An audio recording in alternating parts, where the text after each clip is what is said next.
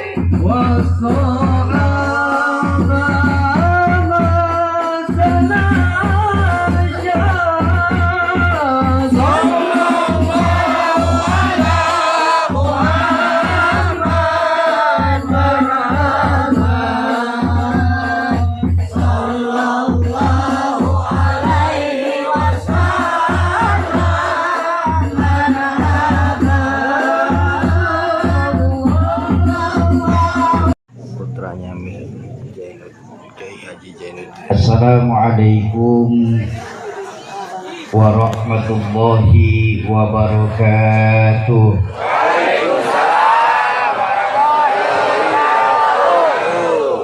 Alhamdulillahil aliyyul akbar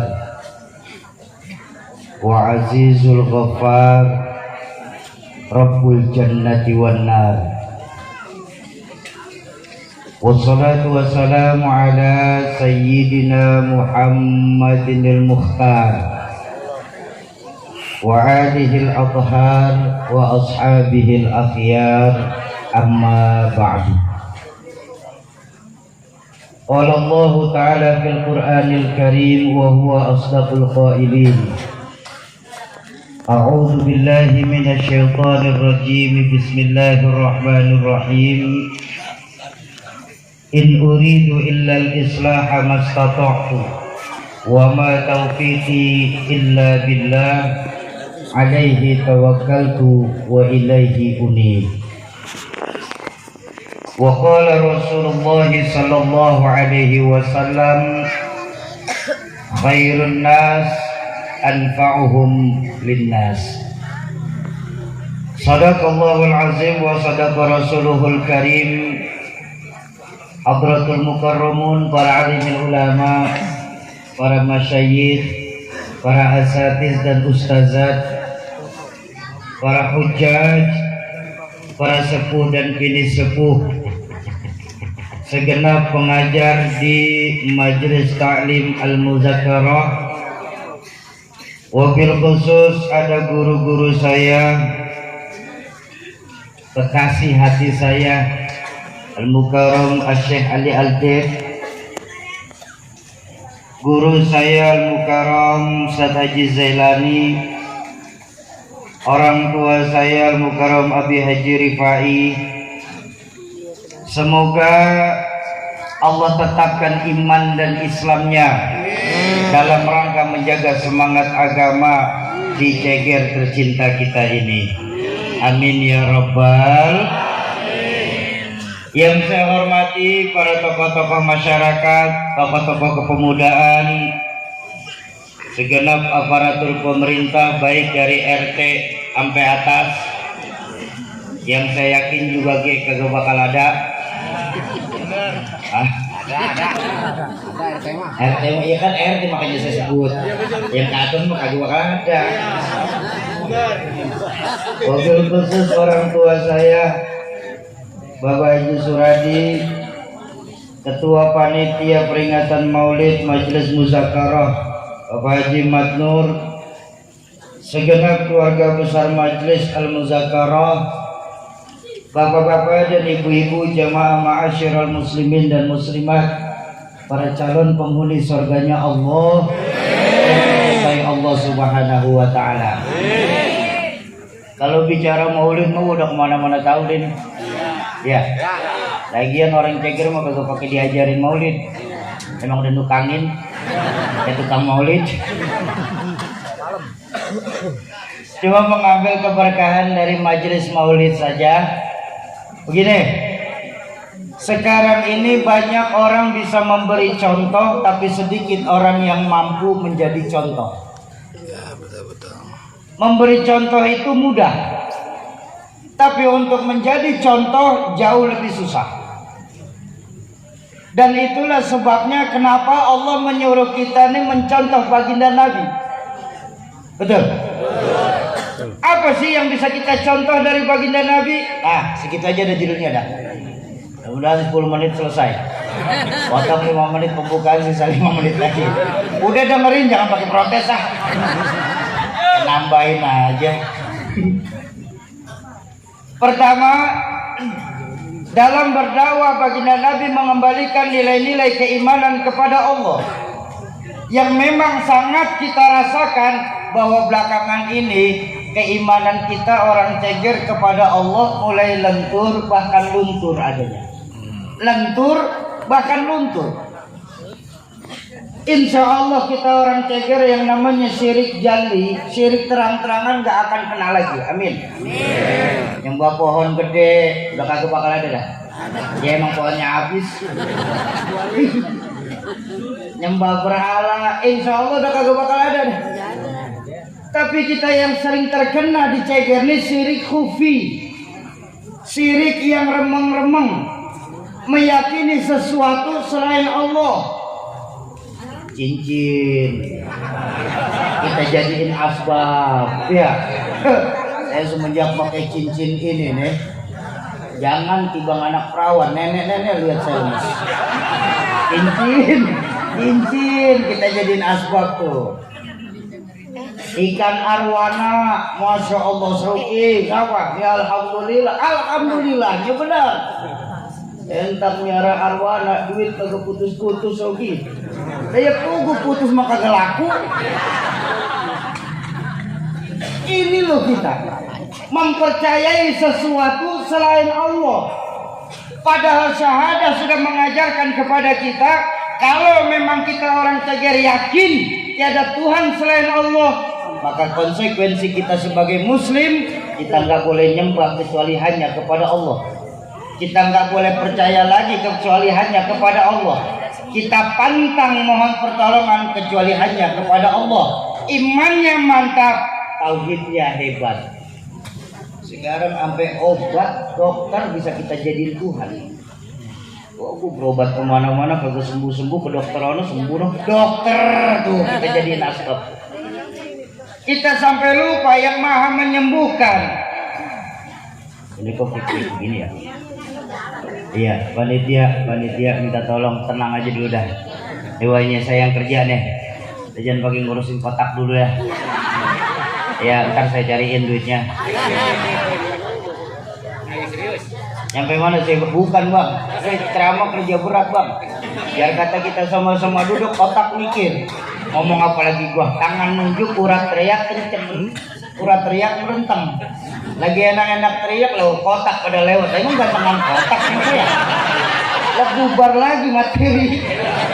Hilang. Benar.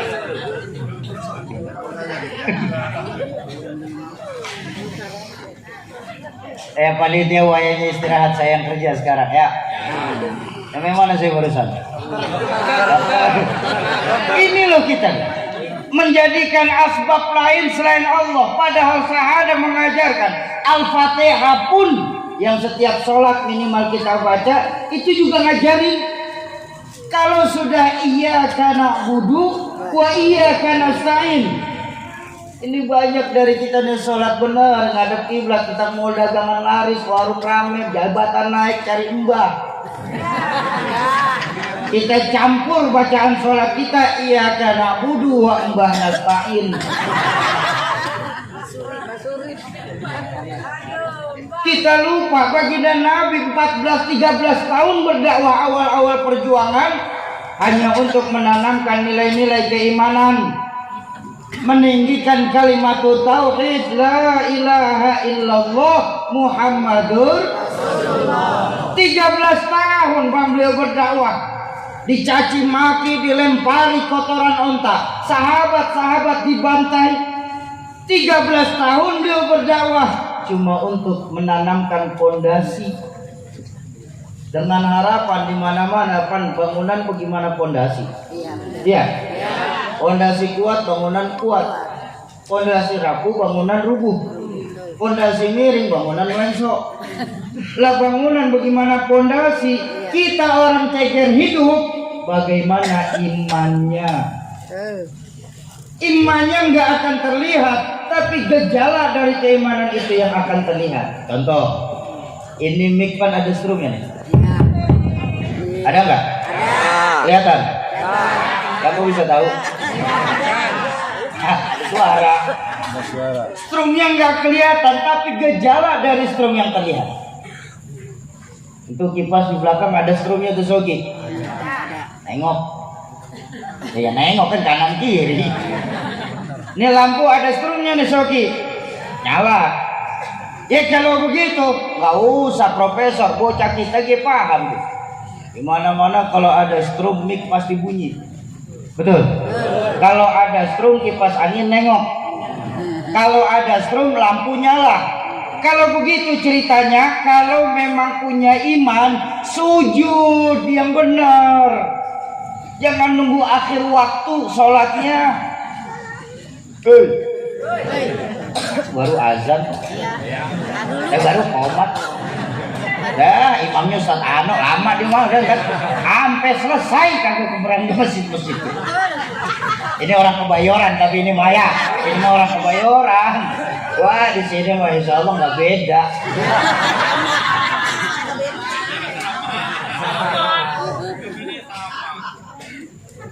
Ini loh kita. Kalau punya iman, sedekah yang berani. Kalau punya iman, duduk bersama guru-guru kita di majelis ilmu. Tapi maaf, itu mah kalau jalurnya benar. Kalau jalurnya benar. Sekarang saya ajak berbanding terbalik. strum ada tapi mic kagak mau nyala. Itu kata teknisi di belakang, oh Syauki, yang itu mic-nya koslet namanya. Benar? Apa namanya? Guru Haji Zaini, emang di sini maulid pada lemes begini nih. Ada kaci ini mah. Mak, Bang, ini kita lagi peringatin maulid yang karena beliau kita ada orang Cegir. Kan dalam hadis qudsi Allah sudah mengingatkan laulaka ya Muhammad ma khalaqtu aflah. Kalau saja bukan karena engkau hai Muhammad, sungguh tidak akan aku ciptakan Ceger beserta isinya. Ilokan apa? Nah, masa iya kita semua lagi duduk di peringatan seorang manusia yang karena beliau ada pada lemes-lemes begini orang Ceger. Mau semangat? Mau semangat? Saya minta ulang. Strum ada tapi mic kagak mau nyala. Itu namanya kos. Alhamdulillah guru, bukan saya doang yang teriak. Kita koslet.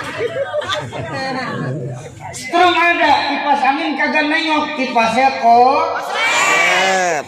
Strum ada, lampu kagak nyala, lampunya koslet.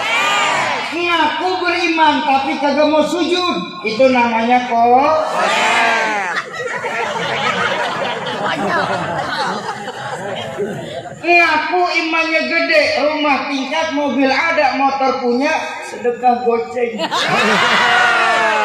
Itu namanya koret. Itu udah koret tuh. Koret dipikir alias medit, bin bakil, bin buntut gasiran, bin tertilang pangkat kuning. Habis, ada lagi. Ayo di peringatan maulid nih, yang koslet kita benerin dulu. Supaya apa? Supaya Ceger jangan sampai kebakaran karena ada yang koslet. Setuju? Ini sekarang nilai keimanan kita kepada Allah lentur bahkan luntur. Makanya dulu ketika masih jadi santri, saya diajarin sama guru saya, Hadratus Syekh Rahmatul Abrar Nur Muhammad Iskandar. Beliau pernah ngajarin begini, yang namanya iman sesungguhnya itu ada 4. Iman ada 4 tingkatan iman. Pertama ada al-imanu yazidu wa la yanqusu. Ada imannya selalu naik, kagak pernah turun-turun. Ini imannya para anbiya nih, para nabi. Makanya nggak ada yang namanya nabi ngundurin diri, Pak. Nggak ada. Kalau RT banyak. Bener-bener ini. Ya. Ada nabi yang sampai dikejar-kejar sama umatnya dewek, Nabi Allah Musa alaihissalam. Ada nabi yang sampai dicemplungin ke dalam api gede, Nabi Allah Ibrahim alaihissalam. Ada nabi yang dalam berdakwah ujian terbesar datang dari bininya sendiri, Nabi Allah Lut alaihissalam. Ada nabi yang dalam dakwah ujian terbesar datang dari anaknya sendiri, macam Nabi Allah Nuh alaihissalam. Ada nabi yang ujian terbesar datang dari penyakit di dirinya sendiri. Puluhan tahun beliau terkena penyakit. Macam Nabi Allah Ayub alaihissalam. Nabi Ayub tuh kasih penyakit puluhan tahun, nggak mau, malu minta doa sama Allah. Malu minta sembuh sama Allah. Kita baru timbang puyeng malas ke masjid.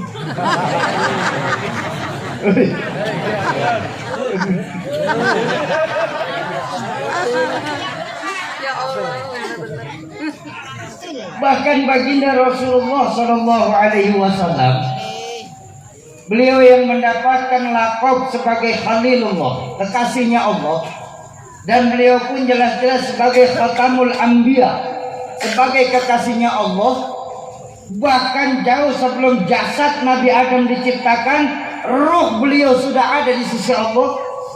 Tapi dalam berdakwah di dunia, baginda Nabi tidak lepas dari ujian dan cobaan yang amat sangat dahsyat. Awal-awal perjuangan baginda Nabi mengenalkan Islam, yang melarang Nabi berdakwah itu, yang melarang Nabi dakwah datang dari paman tercintanya. Malahan kagak tanggung-tanggung, Bang. Ditawarkan 3 buah tak yang sering membuat orang jadi buta. Harta, tahta wanita.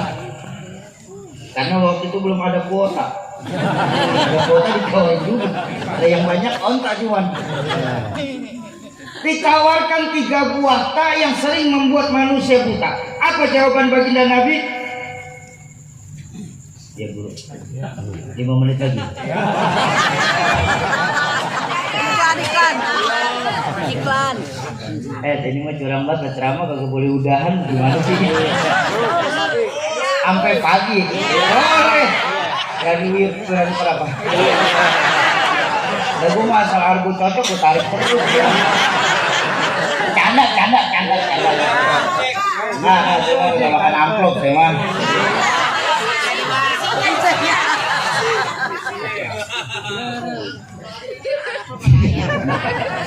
Pakai makan Indomie. Coba lihat. Tawaran yang ditawarkan baginda Nabi untuk berhenti berdakwah 3 tak. Tapi apa jawaban beliau? Dengan tegas baginda Nabi bersabda, "Wahai paman, bahkan apabila kau sanggup menaruh matahari di tangan kananku, rembulan di tangan kiriku, hancur luluh jasadku dibuat karenanya, tidak akan selangkah kaki pun mundur untuk menegakkan agama Allah di dunia ini." Baginda Rasulullah Sallallahu Alaihi Wasallam. Kenapa? Ya memang imannya mantap. Semua anbiya itu sadar bahwa pengorbanan dan perjuangan dan pengorbanan bukan macam kita makan cabai. Entah kita gigit, kita kepedesan saat itu juga. Perjuangan, pengorbanan itu bukan macam jalan lurus beraspal kanan kiri bertabur bunga. Tapi yang namanya perjuangan penuh kelok, penuh onak dan duri dan kerikil yang akan menghadang kita. Pertanyaannya adalah, apakah kita bisa untuk meneruskan risalah yang diajarkan baginda Nabi yang diturunkan sampai kepada ulama-ulama kita saat ini?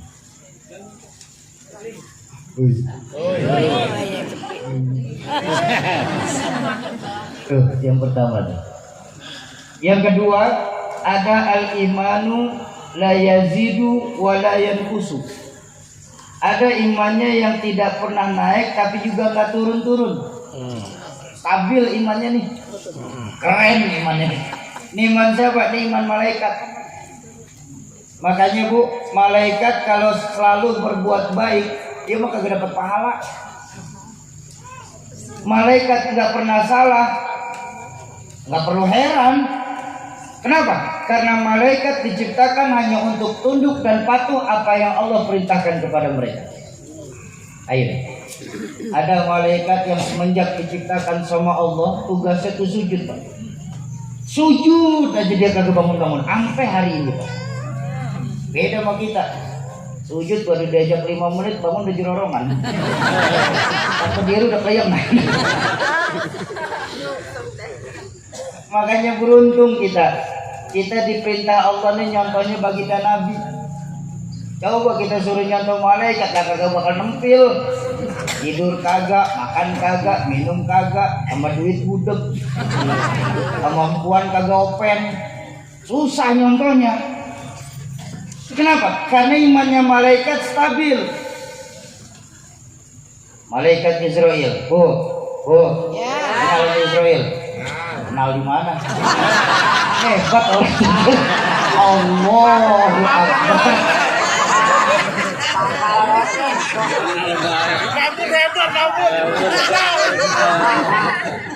Lewat cerita.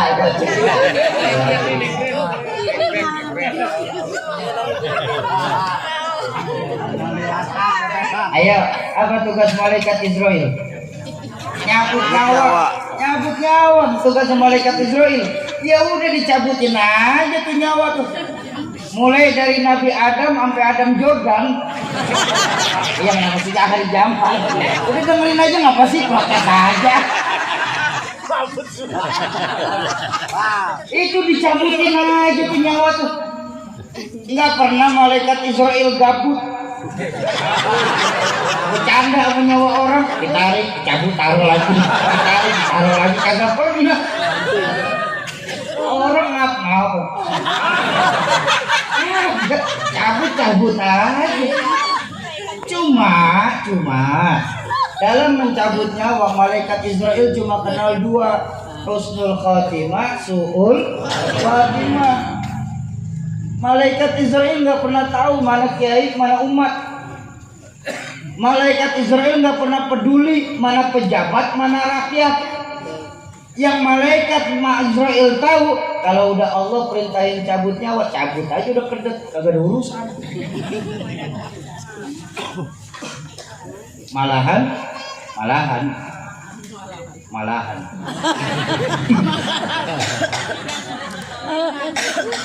ada seorang malaikat, mungkin udah pada lupa.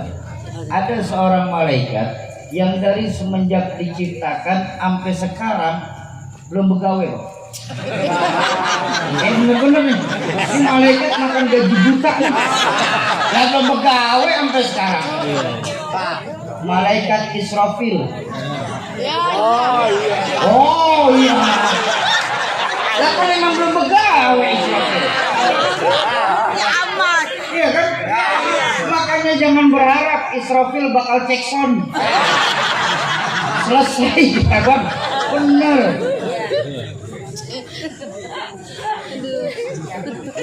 Biarin mau turu-turuin. Pakai serius-serius amat. Iya mah ketawa yang dilepas aja mah jangan. Kalau kemarin ada kejadian, pengajian ada yang lain jemaah pada mau di pojokan. Kalau saya ngaji bangun karpet basah. Si Anan panitia majelis nanti ngurusin karpet basah. Yang kedua ya. Kok bisa Soki? Malaikat imannya stabil, naik kagak turun kagak. Nah ini masalahnya nih. Malaikat imannya stabil karena malaikat cuma diberikan akal, kagak dikasih nafsu. Ya, makanya tadi saya bilang kalau malaikat selalu berbuat baik, mereka nggak dapat pahala. Kenapa? Kalau malaikat dapat pahala, kita kagak kebagian bang. Bener ini. Iya. Itu yang kedua. Yang ketiga ada al-imanu la yazidu wa yanqusu. Imannya itu kagak naik, bahkan cenderung turun terus. Ini bahaya nih iman. Iman siapa nih? Ini imannya hayawan, orang hewan. Bu. Ya. Kalau hewan selalu berbuat salah, gak usah pakai dimarahin. Bener-bener saya nih. Cuma lagi enak-enak makan, anak laut tinggal atu-atunya ikan.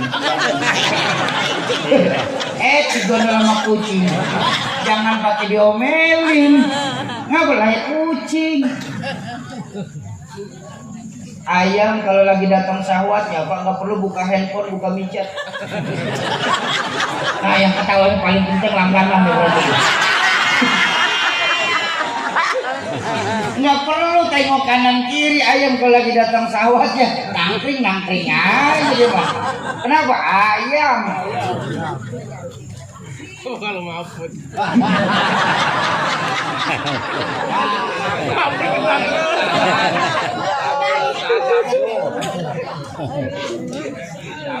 Udah siang jalan mana petir ya jalan di tengah-tengah cejer deh mana kagak pakai celana apa dia malu kayak kuda jangan abang besok melihat kuda kagak pakai celana kelak pinggang dasar kuda kagak punya pikiran lah kitanya yang gila bang layak kuda. Lah emang apa Soki? Kok hewan bisa selalu berbuat salah, nggak pernah berbuat baik? Nah, berbanding terbalik sama malaikat Bang. Hewan itu cuma diberikan nafsu tapi tidak dikasih akal. Otak hewan dikasih, akal kagak. Malaikat otak kagak dikasih, akal dikasih. Itu yang ketiga. Jadi kalau hewan selalu berbuat salah cukup maklumin, jangan dimarah-marahin. Ini saya pesan baik-baik ya. Kenapa? Ntar kalau dimarahin imun badannya pada turun. Kalau imun badan turun, COVID lagi yang naik nanti. Rugi lagi kita umat Islam. Ya, itu yang ketiga. Yang keempat ada al-imanu yazidu wa yanqusu. Ada imannya kadang naik, kadang turun. nggak pernah stabil imannya. Ini luar biasa nih bang. Hati-hati nih iman. Ini iman siapa nih? Ini iman kebanyakan orang ceger. Iman kita manusia nih bang. Ya benar. Ini maaf ya. Iman kita kan di sini iman masih bergantung sama siapa kita berteman. Itu iman kita tuh. Iman kita masih bergantung bang sama siapa kita berteman. Kalau lagi berteman sama guru jaya ini udah cakep banget kita. Eci kagak copot-copot. Harus kagak ganti-ganti. Majelis datang. Kenapa? Lagi dekat sama guru jaya. Tapi begitu keluar masuk majelis aja, ada temennya lagi main judi online, ikut aja ngeslot. Iman kita tuh masih kayak begitu tuh. Iman masih bergantung dengan siapa kita berteman.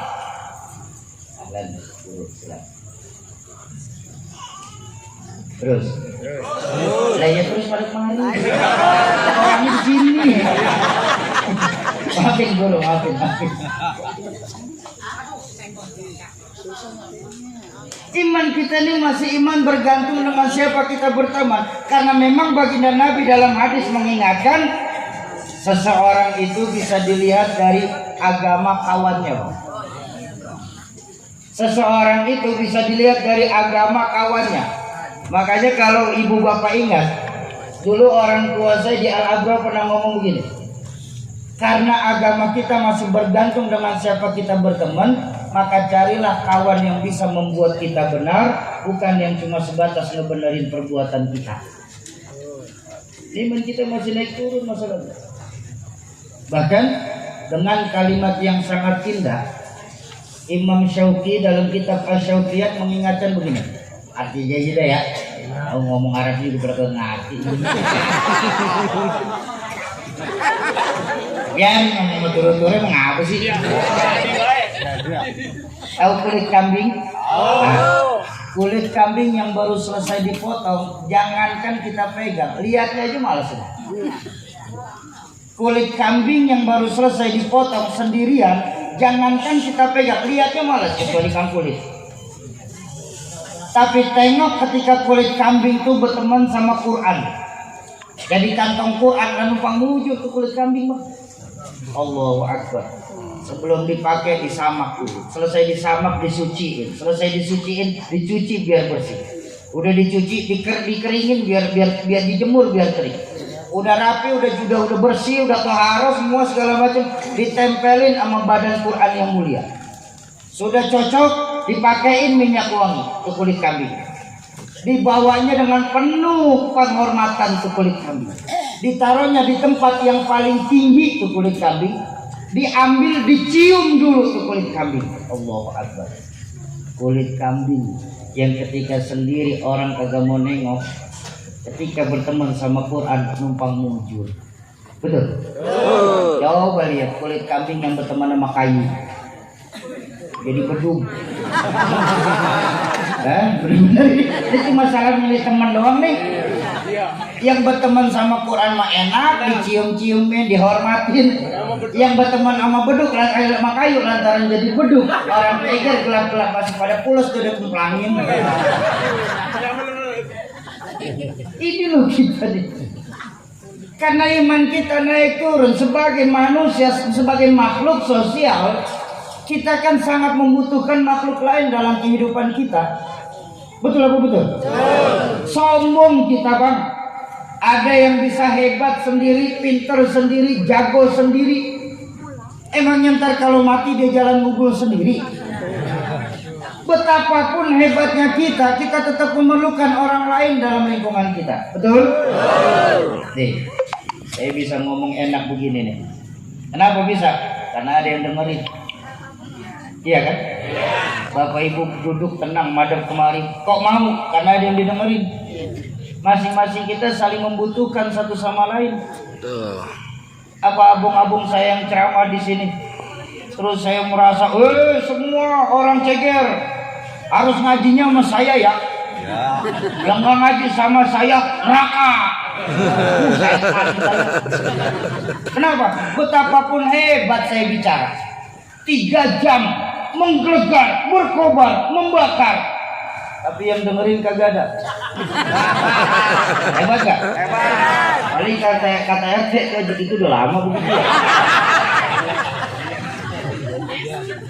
Betapapun hebatnya kita tetap memerlukan orang lain dalam lingkungan kita. Atau kita balik. Ibu bapak abang duduk tenang menghadap ke sini 4 jam.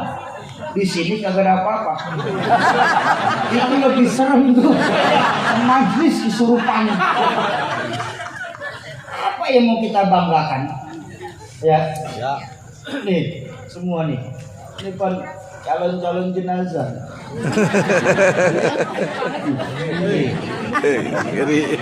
Itu di atas.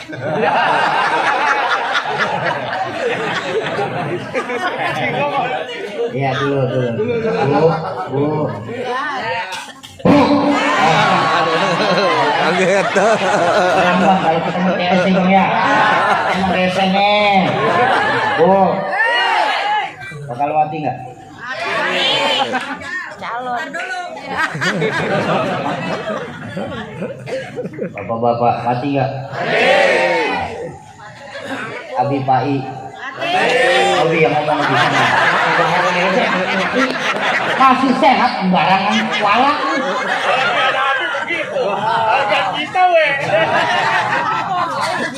Dulu yang belakang kedengeran protes.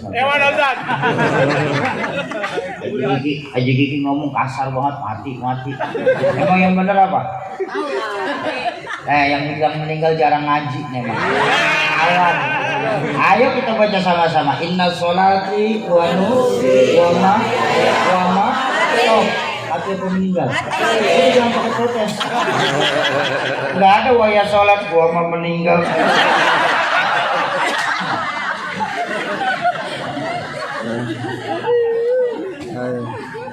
Semua kita cuma sebatas perantau di bumi Allah ini. Semua kita. Namanya orang merantau kan mesti pulang. Sombong kita. Kalau kita sadar kita cuma seorang perantau tapi nggak pernah mikirin pulang. Pulang wayahnya girang. Pulang seharusnya senang. Selesai pengajian pulang ke rumah masing-masing. Senang apa enggak? Apa senang? Dapat berkat. Emak bisa copot kerudung ganti daster. Abang bisa nyemilin ya. Dari ngopi ke rumah. Ya benar. Orang pulang mah pasti girang. Lebaran orang Ceger yang masih punya kampung pada pulang mudik. Pulang nggak? Senang. Kenapa senang? Ketemu keluarga. Terbukti orang pulang pasti. Terakhir, selesai hidup di dunia kita pulang kepada Allah. Pulang. Senang apa enggak? Emang kagak konsekuen. Mau bilang senang takut besok.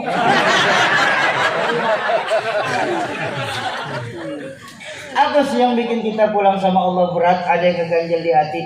2 hal yang diajarin orang tua saya. Pertama, hubud dunia wa karahiyatul maut.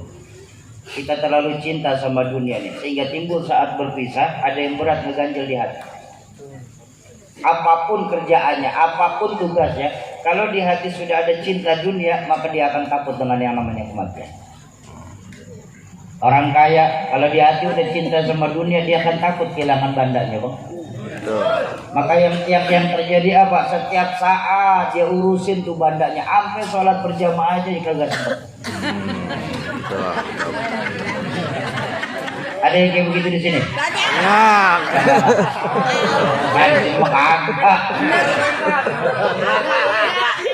Seorang pejabat yang apabila di hatinya udah ada cinta sama dunia, maka dia akan takut kehilangan jabatannya. Makanya yang terjadi adalah dia akan berusaha supaya nggak kehilangan jabatan, menghalalkan segala cara, yang penting dia tetap nangkring di jabatan. Bahkan seorang ulama ketika di hatinya sudah ada cinta sama dunia, maka dia akan takut dengan kematian. Maka yang terjadi apa? Bagaimana caranya omongannya tetap didengar sama jamaah. Yang haram dibilang halal, yang halal dibikin samar-samar. Ini yang terjadi saat ini. Karena memang ini pengaruh rayuan setan. Apapun pekerjaannya, apapun yang lagi dikerjain, kalau di hatinya sudah cinta sama dunia, dia akan takut dengan yang namanya kematian. Padahal seorang ulama kita mengajarkan ini dunia, ambil yang kau perlu, nikmati yang boleh. Sebisa mungkin jangan sampai gagal di dunia. Sebisa mungkin jangan sampai kita gagal di dunia. Itu kan luar biasa ajaran Islam. Tapi kalaupun kita sampai gagal di dunia, jangan sampai lupa bang, kita punya akhirat. Artinya apa? Jangan cara kita mencari dunia sampai menghancurkan akhirat kita nanti. Kenapa? Karena Al-Quran mengajarkan kepada kita, walal akhiratu khairul laka minal ula. Akhirat jauh lebih utama daripada dunia beserta isinya. Makanya ada teman saya nanya sama saya. Teman saya ini bersilaturahmi macam-macam. Alhamdulillah macam-macam rupa. Dari orang soleh sampai orang salah ada. Dari ahli sejadah sampai haram jadah juga.